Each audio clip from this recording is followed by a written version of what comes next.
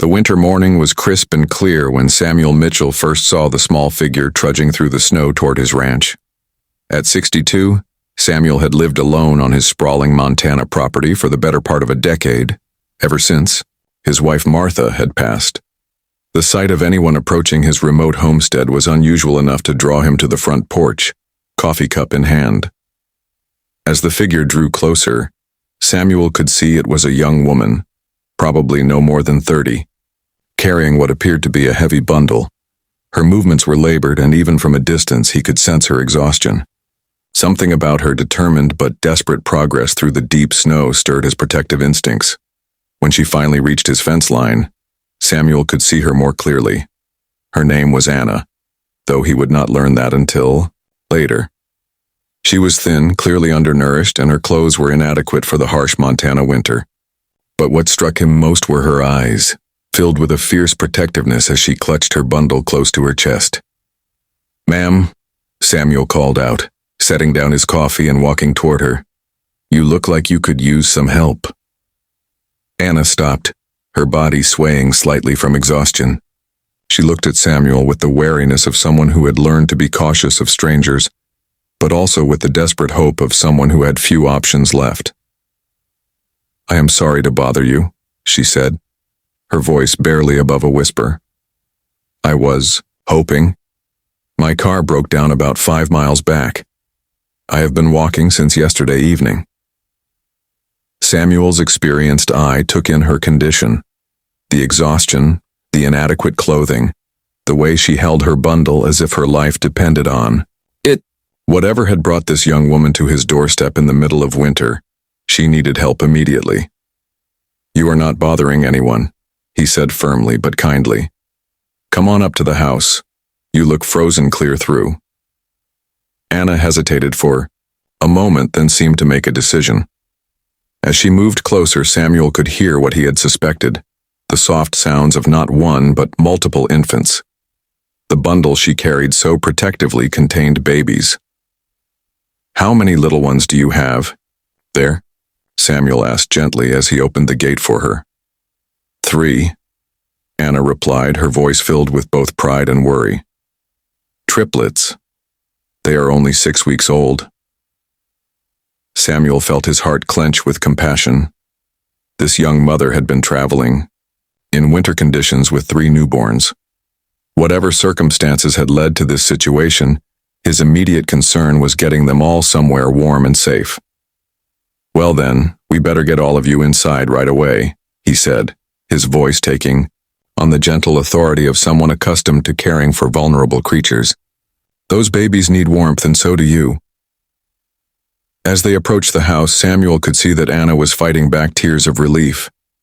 The sight of his well-maintained home, with smoke curling from the chimney and golden light glowing from the windows, must have seemed like a haven after her ordeal. Inside, Samuel quickly stoked the fire and helped Anna settle into his most comfortable chair near the hearth. As she unwrapped her precious bundle, 3 tiny faces appeared, 2 girls and a boy, all remarkably healthy despite their circumstances. "They are beautiful," Samuel said with genuine admiration, "and clearly well cared for. You have been doing an excellent job as their mother." Anna's composure finally cracked and tears began to flow freely. "I have been trying so hard to keep them safe and healthy, but everything fell apart and I did not know where else to go." Over the next hour, as Samuel prepared warm soup and made formula for the babies, Anna's story emerged in fragments. She had been living in difficult circumstances, struggling to provide for her children after their father had abandoned them shortly after the birth.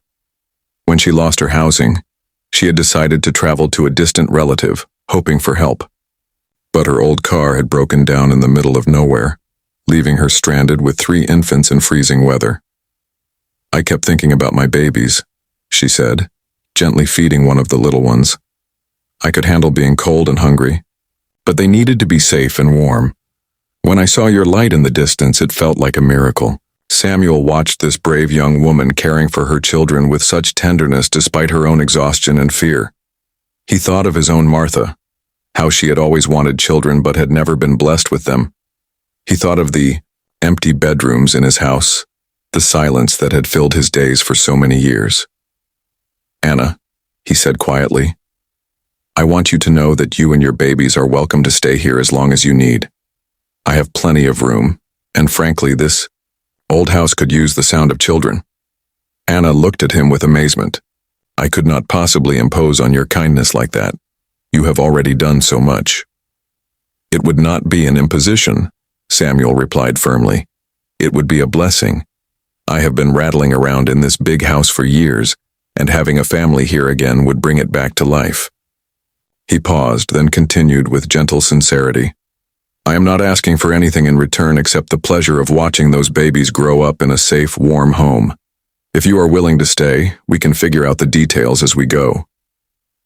Over the following weeks, Anna and her 3 children, Emma, Grace, and little Thomas, transformed Samuel's quiet ranch into a bustling, joyful home. Anna proved to be not only a devoted mother but also a capable partner in managing the household and even helping with some of the ranch work when the babies napped. Samuel discovered the profound satisfaction of being a grandfather figure to the triplets. He converted one of his spare bedrooms into a beautiful nursery and spent his evenings reading to the children or simply watching them sleep peacefully in their cribs. Anna's gratitude gradually evolved into something deeper, a genuine affection and respect for the man who had opened his home and heart to strangers without question. Samuel, in turn, found that his lonely existence had been transformed into something rich with purpose and love. The local community, initially curious about Samuel's unexpected house guests, soon embraced Anna and the children as part of their extended family.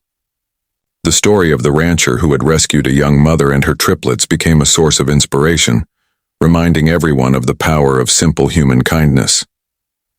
Years later, as Samuel watched Emma, Grace, and Thomas playing in the yard of what had become truly their home, he often reflected on that snowy morning when a desperate young woman had appeared at his gate. He had thought he was offering shelter to someone in need, but in reality, Anna and her children had rescued him from a life of lonely isolation. Sometimes the greatest acts of kindness are those that transform the giver as much as the receiver. In opening his home to Anna and her babies, Samuel had discovered that the cure for loneliness is not solitude, but the willingness to share your life with others who need what you have to offer. The ranch that had once echoed with silence now rang with laughter, and Samuel knew that Martha would have approved. Love, he learned, multiplies when it is shared, and sometimes the family you choose becomes more precious than the one you were born into.